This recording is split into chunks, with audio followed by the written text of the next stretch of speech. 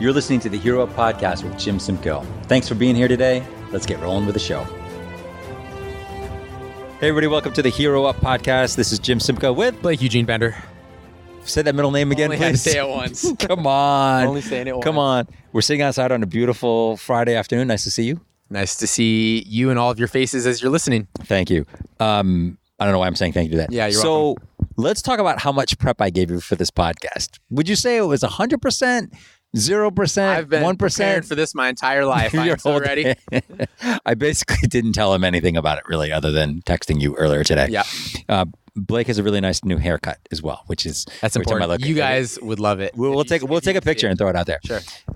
Couple announcements before we get into the show. So today's show is all about 20 health and fitness questions, kind of apropos to our conversation earlier. 20 health and fitness questions answered. I'm going to ask you these questions. You'll answer them. I may throw some impact or input into here, Sure. but this is largely going to be the Blake show.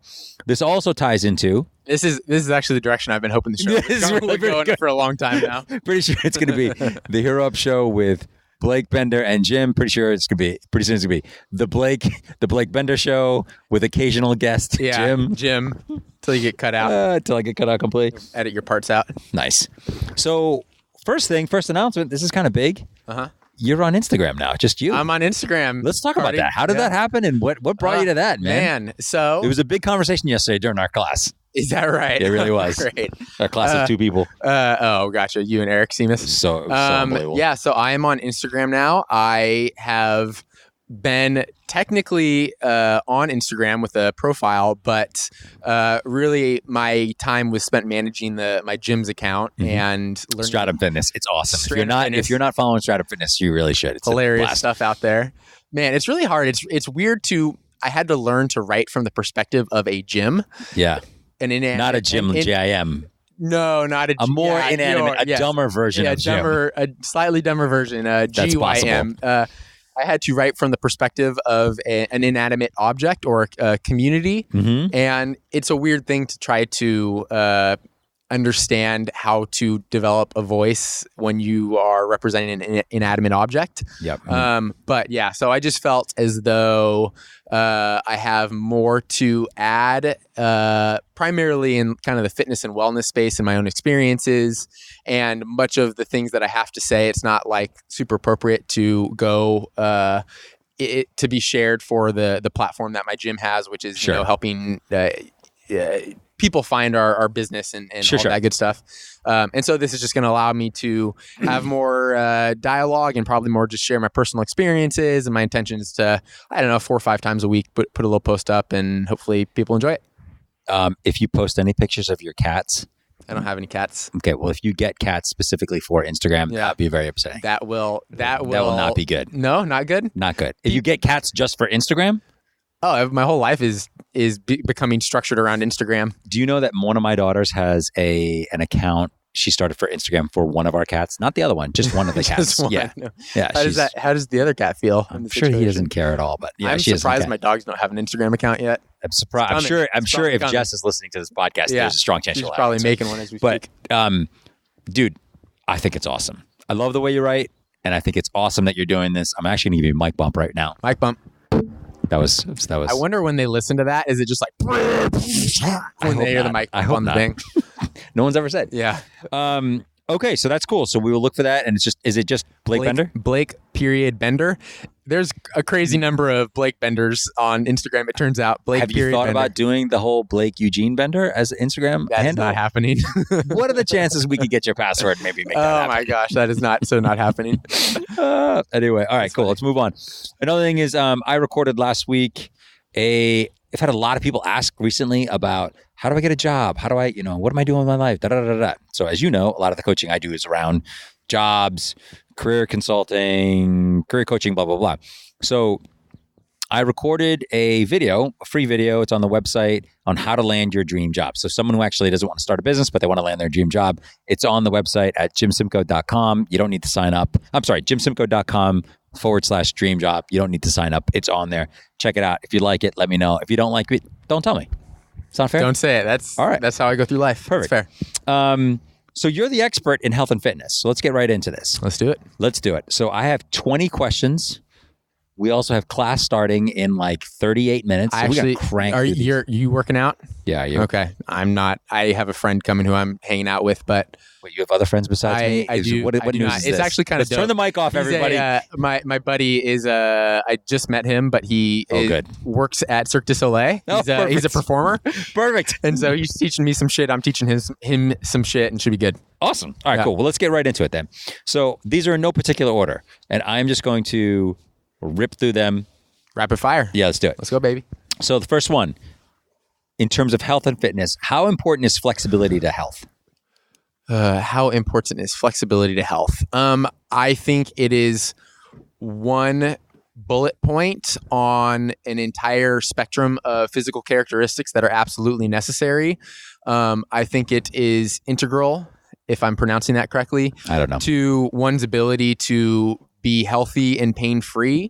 And if you can't stay healthy and pain-free, then your ability to continue to be physical and challenge yourselves in ways that you enjoy is going to be really challenging for you. And so if you neglect your flexibility, or if you neglect that kind of facet of your physicality, then I think you are probably putting a shorter time span on how long you're going to get to enjoy those things for, and in a very real way. Huh. Interesting.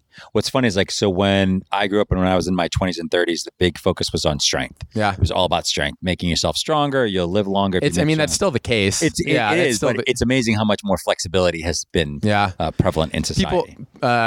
A lot of people, especially if they're in like the functional fitness CrossFit space, are engaging in exercises that require a lot more flexibility. So if you're doing a barbell curl, for example, that doesn't really require a whole lot of flexibility. But if you're doing just big biceps, even a front squat, like you have to have flexibility in the shoulders, at the wrists, at the hips, at the ankles, all these different things. Right. And so because if you don't have it, then it sheds a lot of light on that. I think people are figuring out they have to address those things. Yeah. Right on. Okay. Thoughts on diet trends, recent diet trends like keto, intermittent fasting, no carbs, etc. What are your thoughts on those? Are there some common themes? And then also, what is just a good sustainable way to approach diets? And I hate the word diets. So nutrition, what you eat, whatever, fueling yourself. I'm gonna diet trends are probably going nowhere. It's helpful. I think that they can be helpful because many diet trends, whether you want to call it keto or paleo or veganism or whatever the case may be, give people parameters around their eating that allow them to cut out a lot of the crappy stuff that they were consuming otherwise. Right. And so oftentimes it's addition by subtraction of them not eating a bunch of, shitty, highly processed, sugary, highly satiating foods. I think the major food corporations out there know that the human brain has is highly addictively drawn towards crunchy, salty, sweet, tangy, all these things that like carbonation, all that stuff that just makes your brain say, "Oh man, I want more of that." And if you are in a rhythm and a habit of eating those types of things, it's really hard to kind of break that mental pattern of getting drawn towards it. And your body self-organizes itself to reinforce those things. So the bacteria that your gut produces start to feed, are built upon consuming those foods as well. And so that gut population is looking for more of that good stuff. And so it, again, sends signals to your brain that you need to eat more of that. So it's really addicting is what I'm saying. However, if you can get into a habit where I think it is simple as this. I don't have I try to stay non-dogmatic when it comes to eating, and as I think it's really easy for people to get into that habit of eating dogmatically. Right. What do you mean by that? Following a very strict pattern? Following a strict pattern, saying this is the way you eat, this is the way you shouldn't eat, saying that I think it's a more complex conversation than that. I, for example, I eat food for a number of reasons. I eat because it's comforting. I eat because it's nostalgic sometimes if you're in a certain, situation. I eat to fuel myself. I eat to maintain a body image because I work in the fitness industry and there's a level of that that's important. I eat to make sure my cognition level stays high. Yeah. And there's been plenty of times where I'm not usually the model example, or at least for the majority of my life, of necessarily eating the way I think everyone should eat. But I just try to eat in a reasonable way relative to what I want to have out of my food. Yeah. My relationship with food, if that makes sense. Yeah. What's interesting about that, which I think is really refreshing, is that, and I got to give you credit for this, is that most people, when they define, most people in the health and fitness world, when they define how they eat or why you eat, the first thing they say is for fuel, whether it's for your workout, for your day. The first thing you said was for comfort. Yeah. You went comfort, nostalgia, then fuel.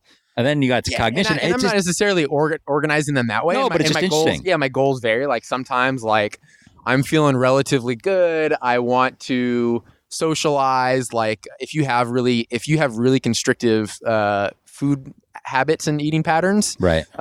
It's easy to be socially isolated in that sense because for so many people, for so many people, that eating is a social activity, and it's like what you connect with people. Like how many people go out to pizza and beer on the weekend, or that's how, like when you go home for the holidays, your mom wants to make all of your favorite things to eat. Like that's a common way that people socialize. And if you're like, oh, I'm actually doing this thing where I only eat lettuce and I have some lemon squeezed into water at the end of the day, right? Like it's just very socially isolated, and it doesn't allow you to connect with people on the regular level. And so I think that that's a car pulling out. Yeah, you have to view it with structure, and like food absolutely is your fuel. The very cells that your body's are made up of are comprised of the cells of the foods that you eat and the foods that your foods eat, if you're eating animal products. Yeah. And so like all that shit matters, but I don't think that like normal persons or people should necessarily like view food only as fuel, but I think that they should recognize that is one of the primary reasons you're consuming it. Fair enough. Love it. All right, cool. All right. Build me a beach workout. I have 30 minutes and no equipment. What do I do? Build you a beach workout. Yep. So... And I'm saying this because, it's summertime. It's summertime. Nice outside. We're in San Diego. We're like 5 minutes from the beach. I could jog there. I feel like right a complete wimp, though, because I'm in a sweatshirt right now. I'm so cold. Yeah, you're how the tables have turned. I'm acting like Blake right now. I'm here in the nude. You can't see me, but I'm naked right now. Blake is in the nude. I'm sunbathing. Oh, God. So beach workout. Well... average person, perfectly healthy. I would probably say, why don't you do a little jog down the beach, take a dip, swim out to a buoy, assuming you're a good swimmer, and back. Come inside, play 20 minutes of beach volleyball, and like I mean. My personal perspective is if you're in a setting where, unless you're just trying to get your 3 or 4 workouts in a week, and you go to the beach and you get it done, then do your thing. But like if I'm going to the beach, then I don't want people to be super focused on like I need to make this a effective workout exercise. You want to make it fun. I want to make it fun and active. Like if fun you're, I guess that's where I'm going with it. I love it. Okay, so next question, kind of along those lines. What simple training equipment can someone keep in their car? I'll tell you what I have, but I mean, I'm curious to see, like, is there anything, I mean, you work, you own a gym, so you're always working out here, and you also have a full-blown gym at your house. Yeah. So like a normal Joe Schmo, what are some of the things they could keep in their car for like, they have an hour and they're going to go to a park? I have one. The first thing that comes to mind that's going to catch you. Why don't you guess really quick what you think my suggestion will be? The one thing to keep to have in your car with you. I would think jump rope. Stupid. Yeah. iPhone. Shit. You have what? You have the entire iPhone. You have the entire library of every exercise ever invented at the disposal of your finger. Right. I think it's such a silly. You went really next level on that. You said you were going to mail this podcast in and you were not going to be prepared. This is pretty good. It's such a silly idea that you need equipment in order to like be physical or active or work out or whatever. Like I've been more productive. My wife and I have been in a house for the last 2 years or so, and we don't have furniture in one of the rooms, and I call that the handstand room. It's also where the dogs follow me in there, and then I make one lie on his back and I spin him around by his legs. So those are the only 2 activities that take place in my room. But I get more shit done in that room than most people with an entire like arsenal of expensive tank reinforced fitness equipment. And the idea that you need a whole bunch of fancy equipment is just a cop out for not being creative or having like training literacy, as I call it. Yeah. I like that. You know what I have in my car? What's that? Since you're asking, I have a pair of basketball shoes. Yeah. A basketball. I have my workout stuff. Yeah. I have a towel. So if I do go to the beach and I want to jump in, change clothes. I have jump rope. Yeah. I think that. I know I have some bands too, just some bands. That'll get it done. Yeah, I mean, I'm not saying like Yeah. No, but I mean, quite frankly, I'm very minimalist when it comes to those things. I think rather than requiring fancy equipment and even having like kettlebells or weights or things like that, like I don't want to lug that around. No, I would never put that stuff. I think that if you're creative and understand what you're doing, then you really need very little. I used to have this fear that I would go somewhere and someone would say, "Hey, you want to play some basketball?" Or "Hey, you want to play like we're playing a pick game of softball?" I'm never in that. It's never once happened. I'm also always in athletic attire, so I never like this is find true. myself in that You're position. never in like business stuff like I am. And I'm always like, I never want to be like the guy who can't play something because he doesn't have his stuff. Yeah. So like right now, if you're like, "Hey, let's go play basketball," I have all my stuff. Although we know how you feel about playing basketball against me. God, Clearly, that's not something you want to do because you haven't won ever. But anyway, even our most recent bet I lost on I know it's so great. We still have to work on it. Yeah, we still got to ante up or even up. Well, let's get through this podcast. Okay. All right. Next question. What's the most effective way to lose body fat? Any blanket rules? A lot of these questions aren't just coming from me either. Coming from other people. Who is submitting these? Mom, is that you? Mom. Hello, Mom. I hope you don't feel self-conscious about your body fat. No, it's not your mom. It's not my mom. It is top secret, though. Okay, Scott. I knew it was him. It's not Scott. The question is suggestions for most effective way to lose body fat. Any blanket rule. So I don't need like eat good food consistently. Okay. You don't take a cheat day or a cheat weekend or a cheat meal. You should enjoy what you're eating, but you should have structure around it. Is the first thing. Find some physical activities that you enjoy doing, and you can sustain doing on a regular basis. He's eating Minigan, people. It's barbaric. You should see it. It's so great. This is like the best thing ever. And resistance training 2 to 3 days a week. Okay. If you stick with those basic principles, like move your body on a regular basis, do some resistance training, and eat a quality diet in which you're not like blowing it out once or twice a week. I think you should have a healthy body composition. If you don't have a healthy body composition, then you need to evaluate if you're doing those 3 things. Okay. Sounds good. What's your go-to healthy dinner? Crock pot. Crock pot. That's not one I was expecting. We use an Instapot. Instapot's the best thing ever. Yeah. Instapot and veggie stir fry or, veggies from the oven, whatever that's called. Okay. So that brings up a question. I mean, are you one of those people who think like, do you have to get veggie or not veggies? Are you like, hey, I have to have protein every single meal? I think I was more oriented towards that for a long time. You want to admit? No, thank you. I definitely think that as I was a little bit younger and a little bit more focused on getting stronger and things like that, that was a bigger priority to me. But I think that some of the tendencies that fitness culture puts out towards like protein and shoving that down your throat really overshadows how important it is that you have a diverse and varied plant-based option that you're consuming. And I mean, that is coming from a guy who does have a protein source is probably a primary component of every single meal. Right. But I try to have as diverse a set of plant food, whether it's going to be broccoli, which I wasn't always a big fan of, but I'm learning to like, or peppers or onions or a lot of green stuff. Throw everything you got in there that grows in the ground. Yeah. All right. Like it. Cool. What can people do to prevent injury while working out? They can seek out somebody who knows what they're doing, and make sure that they have a set of eyes. I don't know a single person. No one comes to mind. Make sure that we're talking about working out specifically. Yeah. Okay. Sure. I'd say find somebody who knows what they're doing that you trust and that you kind of has like the results that you're looking for, and figure out what they're doing and try to follow in their path. If the person that you're talking to is broken and doesn't move very well and all of those things, then I think that you're probably going to be in a rough spot trying to follow in their shoes, because clearly the things that they've been doing isn't working for them. Right. Prioritize flexibility and movement quality with as much value as strength.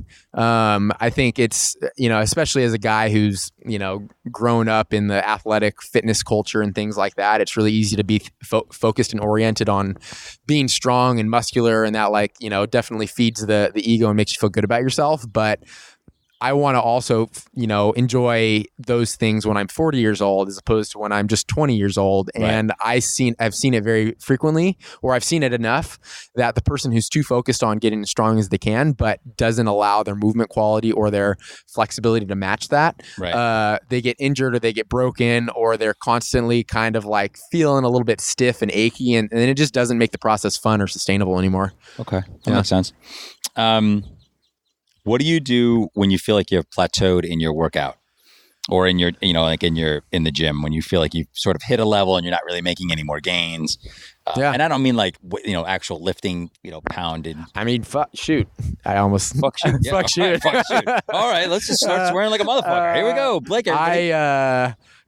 I have been doing what I've been doing for 10 years. I was a gym rat by the time I was 12, 13 years old already.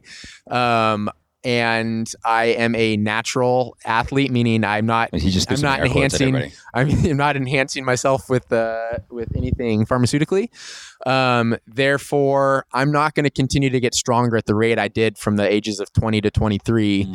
Right. And for that reason, I've hit many plateaus. And what I do is I find other things that I'm not good at, and I get excited about that. I try to stay engaged intellectually and be excited about what I'm doing.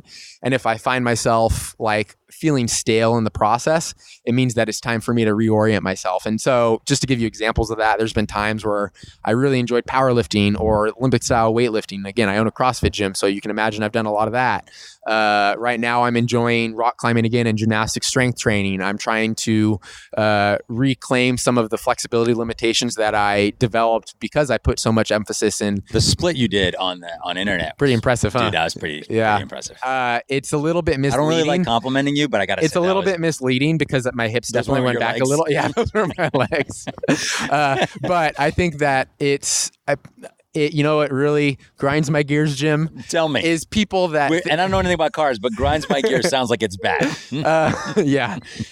Is the idea that people think that they're not completely in ownership of their lack of flexibility, or that they're just naturally inflexible, or that I'm strong or I've gotten strong and that's why I'm not flexible. Those things can be had in congruence with one another. And it's a cop-out that you don't know what you're doing, or you haven't gone down the path and learning how to address those things, which I think that's a more powerful perspective, because it means that you're not just at the whim of that's just your reality. It means that you can figure this shit out and learn it. And I want to be able to squat 400 pounds and do the splits, as I think that... How much do you squat? I actually don't know. Right now I don't squat a whole lot because I'm doing some if you had a max squat. So I've done maxes before, and my maximum is 420, for example, which there's a lot of people out there who are far better at that, sure. exercise than myself. It's a lot, but it's a lot for a person who's skinny and tall and only does weighs other 140 shit. pounds. Yeah, you can't tell. You can't believe it. Yeah. So anyway, he's even shorter than me. He's 5'6". Yeah, 40. 5'4", 5'6". Yep, it's a shame. All right, that's perfect. Thank you for that. Tell me why and how you cross-train, because I know you more than anybody, I think, in here. It's funny. I think we're very similar in this aspect, although you do it more at a bigger level than I do. You seem to do a lot of cross-training. What I mean by that is you work out here, you go climbing, you have a friend from Cirque du Soleil coming today, do stuff with you, you go mountain biking, you hike, you do all these different things. So how has that impacted your fitness? What do you recommend about that? And why do that stuff? Are you doing it purely because you like it? Yeah. And that's it? Or is it do you see that adding value to you as well? So the way I view training is everything is an opportunity cost. I view training the same way. Opportunity cost. I like that. In the same way that you have limited time and financial resources, you have limited adaptive resources and potential, and limited time that you can actually spend trying to build certain physical characteristics.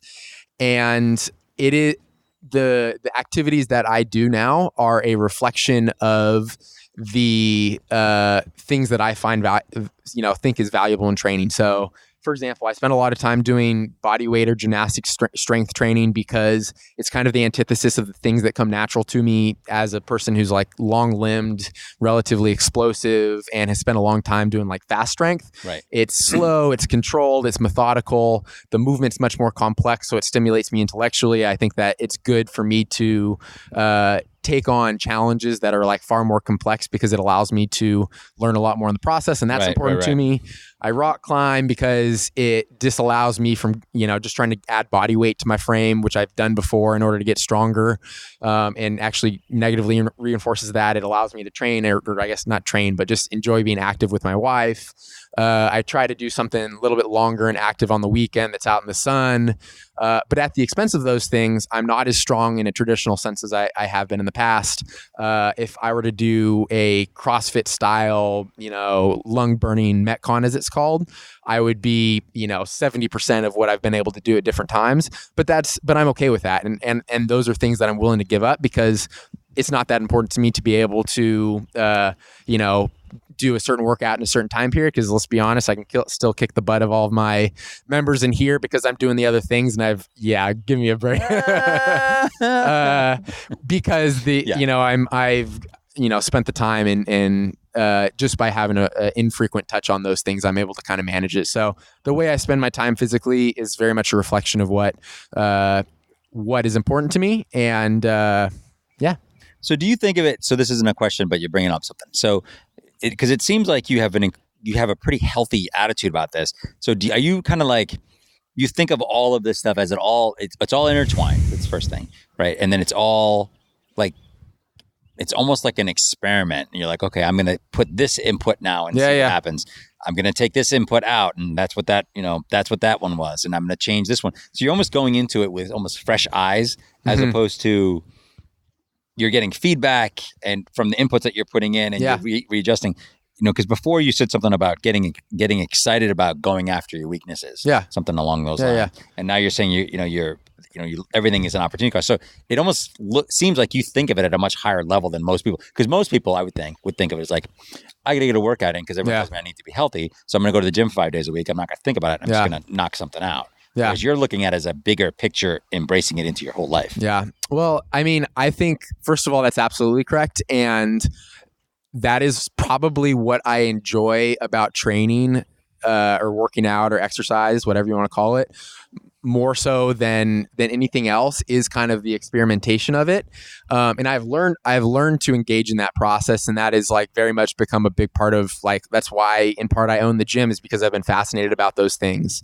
As time has gone on, I'm able to, for example, relate more to the people I serve now as a 29, almost 30-year-old than I did as a 22-year-old, because I have more responsibility and less time. And I'm just viewing that as it's just a cool new challenge to take on, as I get to understand how that constraint affects me from a physical sense, but it allows me to connect and relate.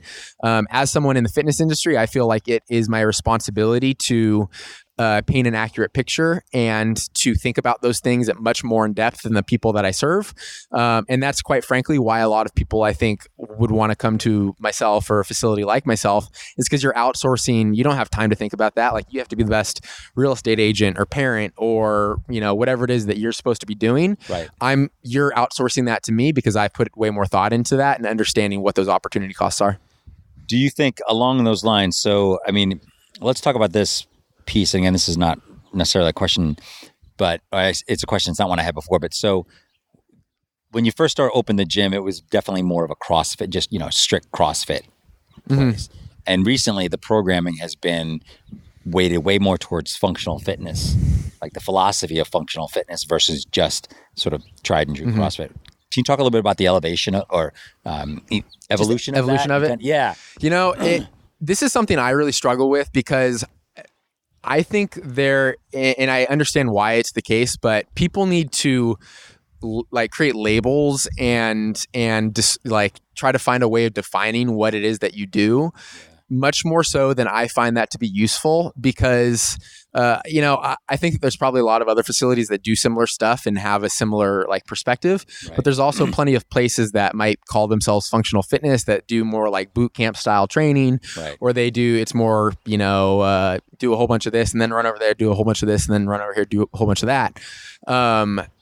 the evolution, I think, is just a natural byproduct of sophisticating over time and having a lot of opportunity to trial and error with a really broad group of people. And so we've just kind of like refined our practices in order to figure out what we find is the best combination of you have the most likely opportunity to progress with the lowest likelihood of injuring yourself. And those two things are always going to be at odds.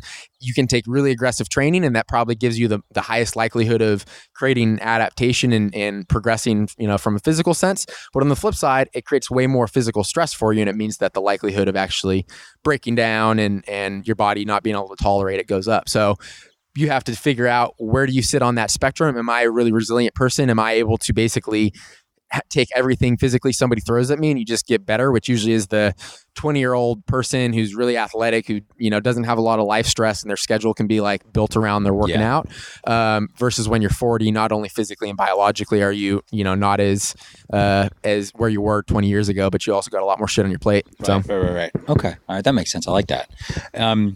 How do you personally get the most out of each workout that you do? I don't always. Right. But I try to. But when you're trying to, is there anything specific? I've noticed a couple of things with myself recently that I've tried to do that I feel like I've gotten more stuff at, I've gotten more out of the workout. I think that, and my question is, I'm saying it probably the wrong way, but like it seems like, you can turn your brain off, go to the gym and just work out, and someone will tell you what to do, and an hour later you're done. But then you have other workouts where you're like prepared going in, you feel mentally ready. Yeah. You're like, even sounds dumb, but you're wearing like the right clothes, the right shoes for it. And you're like ready to go. Yeah. And you're early. Yeah. I can definitely like kind of speak to that idea. I'm not perfect on this either, because I also am, if I'm here working out in the gym, in my gym, then there might be somebody who comes in, and I'm sure that people, when they note it, like I'll be in here and I'll be in workout mode and I'll be like serious faced and sweating and breathing heavy. And I try to give somebody like a quick hello or something like that. But people usually read the energy of like, hey, I'm focused on me right now. Like, I'll be with you when you need. I don't even try to say hi to you when you work out. Yeah, as you shouldn't. And that goes for outside of the gym too. I see you on the streets. I'm looking away. You're dead to me. But I think, for me, going into the workout, understanding what I want to get out of it, and maybe if you're not the one, like, I might go in not having a plan for the day. So making sure that I've created a plan for myself. If you're going to a facility that offers that, then it's already done for you. And knowing what you want to get out of it. Like maybe today's been a long day and you're just like, man, today's a win just because I'm here. Like, I just want to come in here, get something done, be safe, move my body a little bit, and have a few laughs with my friends. That's great. If alternatively you're thinking to yourself, like, I'm really serious about X, Y, or Z goal, and it's a strength goal, and you want to back squat a certain amount, and you know that you need to progress through a certain series of squatting sessions, then you might need to be focused on that set of 5 at 225 is going to be really freaking tough for me. I'm going to wrap my head around like how tough that's going to be and put my best foot forward. Yeah. So going into it with like knowing what you want to get out of it. And then last thing is just getting a really thorough warm up. I think that's the last one. Why is that so important?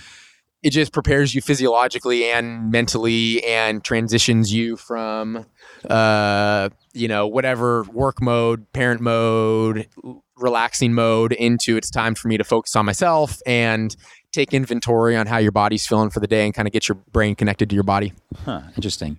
I have noticed that what's cool about that is it sounds like you put a lot more thought into the workouts on a regular basis, on a general basis than a lot of people do. I think people show up and we know one guy who comes here all the time. I love him to death, and he shows up late and he's getting changed while the workouts. Yeah. People who show up late and are getting changed while the workouts go. It's fine. Yeah, it's fine. But it's like I always like I know that I would never be able to do that. Yeah, because I need to like get into some kind of mental space. Yeah, let me comment on that, because I don't necessarily think, like, obviously I'd appreciate it if you showed up on time, like, for sure. But dude, I got in a car accident. You did. For class.